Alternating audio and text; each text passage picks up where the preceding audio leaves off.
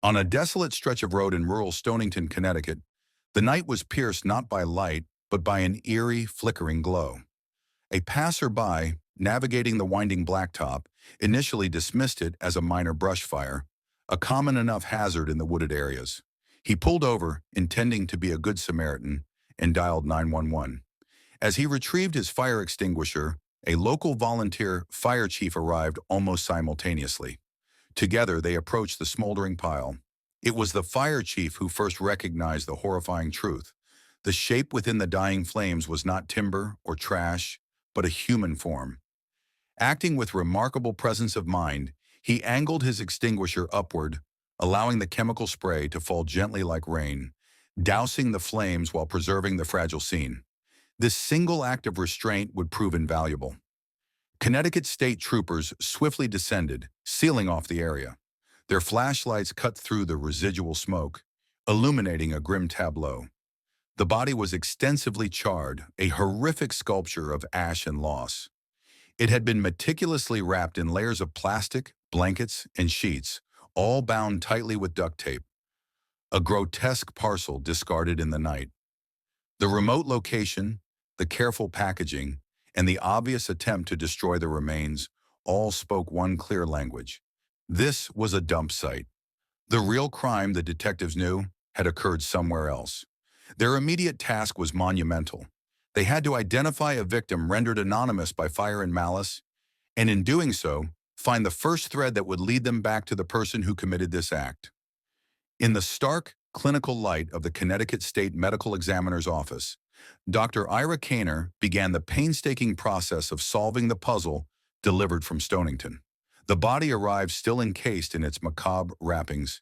His team worked with the delicacy of archaeologists, carefully cutting and peeling back each layer of plastic and fabric, vigilant for any trace evidence, a hair, a fiber, a fragment of DNA that might have survived the fire. What emerged was the body of a young woman, her youth evident in her stature, but her identity obliterated. The fire had done severe damage, but the intentional mutilations were more telling. Her nose, her ears, her fingers, and her toes had been surgically removed. Dr. Kaner noted this was not the random destruction of heat, but a deliberate post-mortem effort to obscure identity. Without fingerprints, dental records would be the primary key, but the killer had made the process deliberately difficult. However, the burning was uneven. While the front of her body was severely charred, the back, where she had lain against the cool earth, was partially preserved. And there on her lower back was a different kind of wound. A neat, rectangular section of skin was missing, cut away with apparent precision. To the trained eye, this was not damage from the fire or animal activity. This was an excision. The conclusion was immediate. She had borne a distinctive tattoo in that exact location. In trying to erase this identifying mark, the killer had ironically created a new one. A clear signal to investigators that a tattoo had existed, a glaring clue in their search for her name. Armed with the critical clue of a missing lower back tattoo, detectives shifted their focus from the what to the who. They began scouring regional databases for missing persons reports that might match the young woman's description.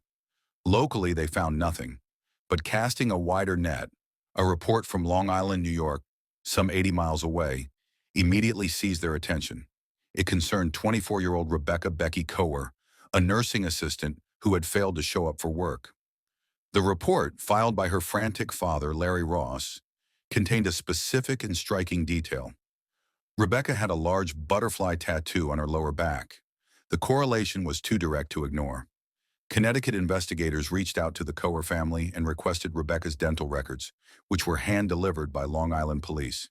In the morgue, a forensic odontologist carefully compared the x-rays of the Jane Doe's intact teeth with Rebecca's dental charts. The match was definitive. The alignment of fillings, the shape of the roots, the unique architecture of her smile, all confirmed identity where fingerprints could not. With this scientific certainty, detectives faced their most dreaded duty, the death notification. They arrived at the Coer family home, where Barbara, Rebecca's mother, had just returned from searching for her daughter. Seeing the officers' faces, she knew. "It's bad news," she stated, a statement rather than a question. The confirmation that her vibrant daughter was the victim of a brutal homicide unleashed a wave of anguish that transformed a quiet family home into a center of devastating grief, setting a powerful emotional stake for the investigation to come. To find a killer, detectives first needed to reconstruct Rebecca Coer's final hours. They learned she was a beloved daughter, close to her mother Barbara, and worked caring for developmentally disabled adults. On the night she vanished, Barbara was leaving for an overnight nursing shift. Rebecca was home, teasing her brother for his French fries, and told her mother she was going out with her best friend Nicole and her relatively new boyfriend Dan. It was to be a low-key evening at a favorite local spot, Butcher Boy Bar. She promised to be home to sleep before her morning shift. Throughout the night, Rebecca kept in touch with her mother via text, the last message sent at approximately 3:30 a.m., stating she was home safe. This timeline was initially corroborated by Dan and the friends. Dan claimed he had walked Rebecca to her door, ensured she entered her home, and then left. The next day, when Rebecca didn't answer calls or show up for work, panic set in. Nicole revealed Rebecca had actually left the bar earlier, leaving Rebecca in the company of Dan and others. This discrepancy immediately placed Dan under scrutiny. As the last known person to see her, and given the statistical prevalence of intimate partner violence, he became the initial focus.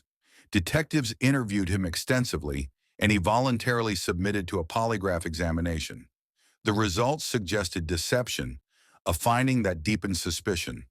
However, a thorough search of his home and vehicle yielded no physical evidence linking him to Rebecca's disappearance or death.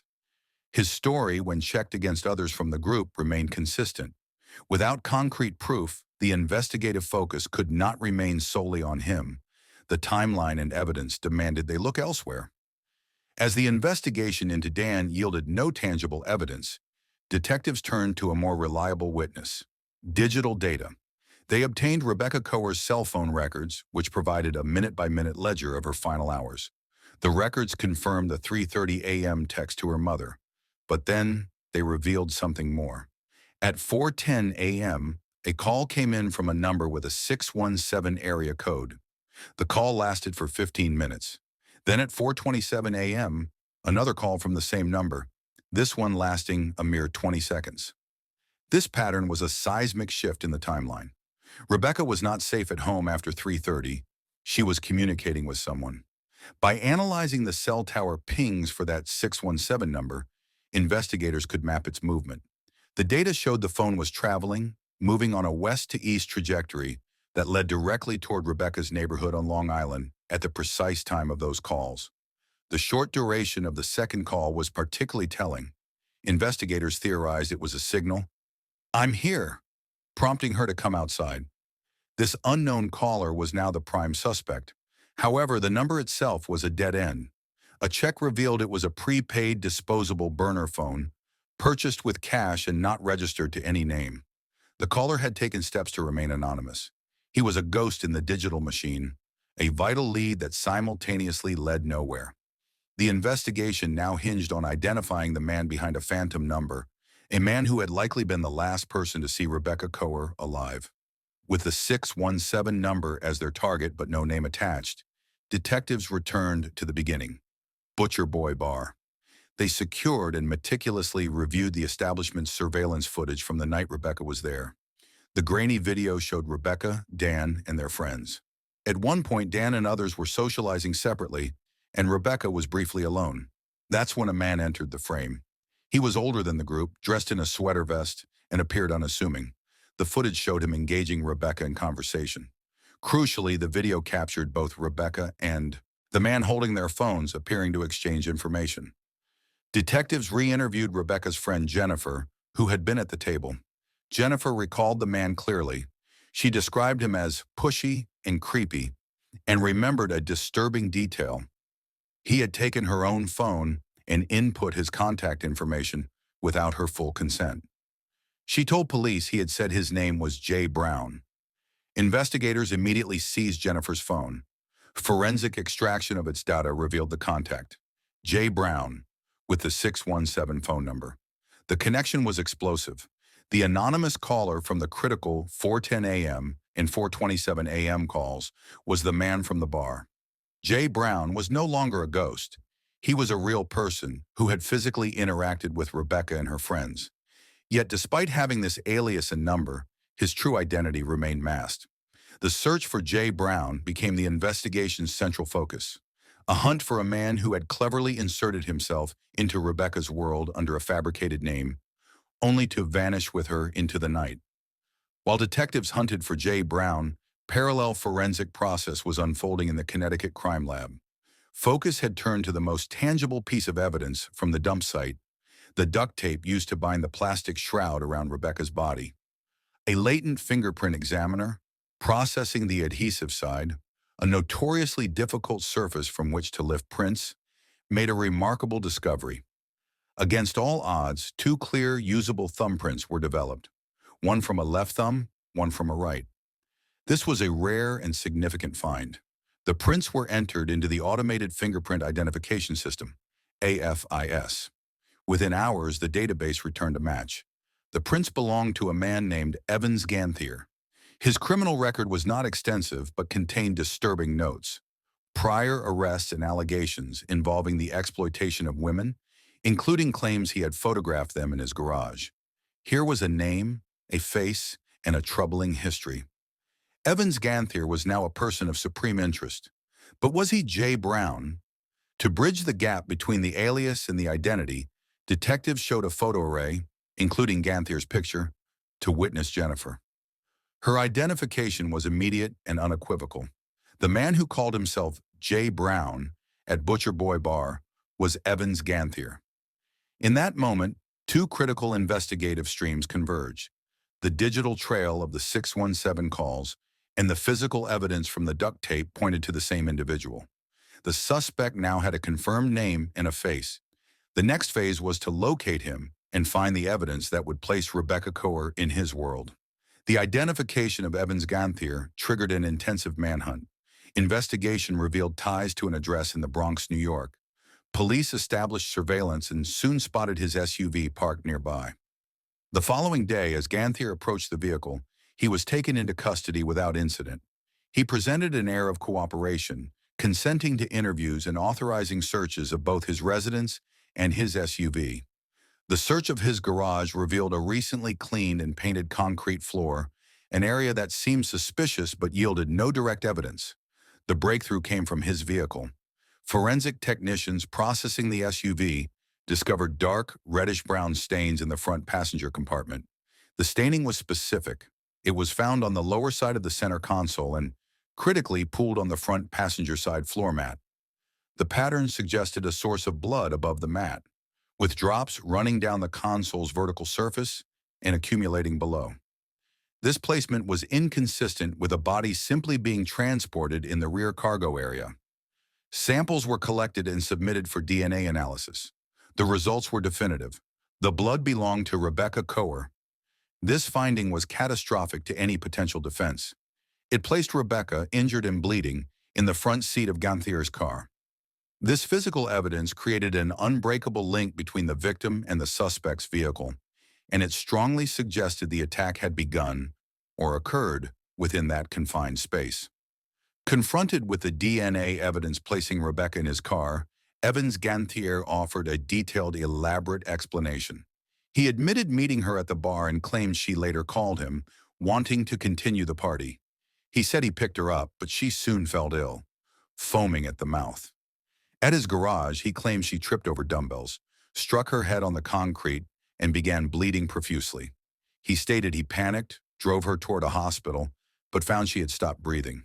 Fearing he wouldn't be believed, he described a descent into cover-up, mutilating her fingers and toes, carving out her tattoo, wrapping her body, and driving to Connecticut to burn her remains. He admitted to every act after her death, but insisted the death itself was a tragic accident. This narrative was a calculated legal strategy, an attempt to reduce a murder charge to manslaughter or tampering with evidence. To counter it, prosecutors turned again to Dr. Kaner's autopsy findings. The medical evidence systematically dismantled Ganthier's tale. There was no skull fracture, no brain hemorrhage, no injury whatsoever consistent with a fatal fall. Instead, the cause of death was multiple sharp force injuries: stab wounds to the neck, one of which introduced a fatal air embolism and a separate stab wound to the liver. These were active, violent wounds, not passive trauma from a fall. The blood in the front seat contradicted his story of her being calm in the back. The medical truth painted a picture of a deliberate, vicious attack, not a panicked response to an accident. Ganthier's story was a facade, constructed around the indisputable facts he couldn't deny, but it collapsed under the weight of forensic science. The trial of Evans Ganthier stretched over 4 agonizing weeks, with Rebecca's family attending every day to bear witness. The prosecution built its case on a tripod of irrefutable evidence: the digital footprint, the 617 calls and bar video, the physical connection, his fingerprints on the binding duct tape and Rebecca's blood in his car, and the definitive medical testimony that proved murder, not accident. Ganthier maintained his facade on the stand, portraying himself as a coward who made monstrous decisions after a tragic mishap. The jury, however, saw the totality of the evidence. The blood pooling in the front passenger footwell was a silent but powerful witness against his story of a calm ride and an accidental fall elsewhere. Dr. Kaner's clear, methodical testimony left no room for reasonable doubt about the nature of Rebecca's fatal injuries. After brief deliberations, the jury returned a verdict of guilty of murder in the second degree. At sentencing, the judge condemned Ganthier's post-mortem actions as acts of exceptional cruelty and imposed the maximum sentence: 25 years to life in prison. For Rebecca's mother, Barbara, the verdict was a relief but not a peace. Justice had been served, the killer was imprisoned, but her daughter was still gone. The case stands as a testament to the persistence of investigators and the power of forensic science. From a single patch of skin to a fingerprint on sticky tape, to identify a victim, dismantle a lie, and speak for those who have been silenced.